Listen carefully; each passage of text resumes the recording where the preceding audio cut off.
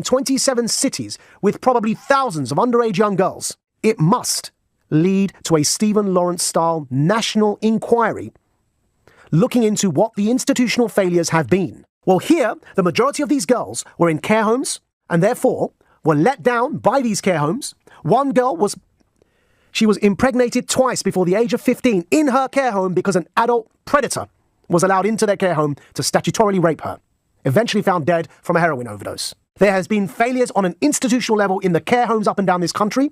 There have been failures on an institutional level in the police up and down this country. And there have been failures on an institutional level in local Labour councils, probably not only Labour, but mainly Labour councils up and down this country because people have been scared of being called racist. And the fear of racism or the fear of so-called Islamophobia, which is a misnomer, the fear, more appropriately, of anti-Muslim bigotry must never be an excuse to allow underage girls to be raped and abused in this way.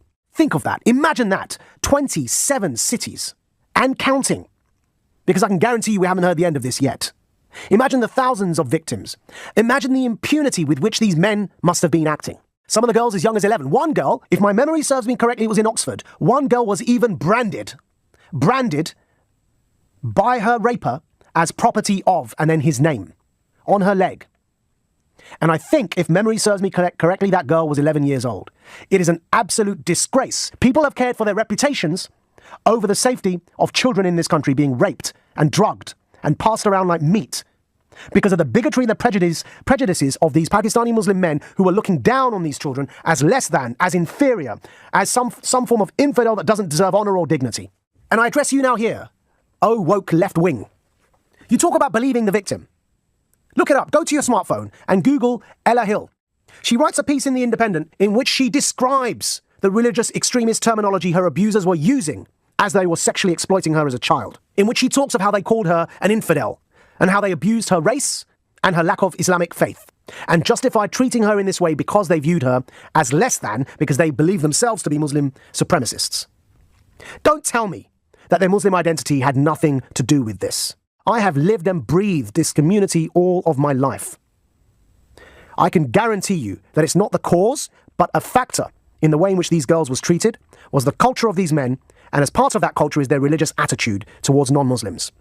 And that is the reason that you see almost exclusively that they are men like me, Pakistani, British, Muslim.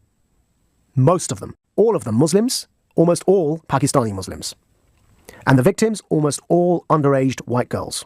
We've started to convict people. Yes, I listed those 27 cities for you, which is bad enough as it is. But where's the accountability for the police who covered this up? Where's the accountability for the Labour councils who covered this up? Where are the accolades for Anne Cryer MP, former Labour MP in Keighley, who raised this years and years ago, was a sole voice, crying out into the wilderness, beseeching people to listen to her? Then came Julie Bindel, the first to write columns about this, ignored. In fact, she writes herself that in 2007 she was looking into this and her pieces were shelved. Look how Sarah Champion was treated, Labour frontbencher who was sacked because she said this was a problem. And now finally the independent police watchdog has said yes, it was covered up by the police. Well, that's not good enough, because nothing short of this national and statutory inquiry will satisfy the victims and bring them dignity and honour, but also quell the anger that is people are rightfully feeling as these cases unfold. As I say, it is a national disgrace.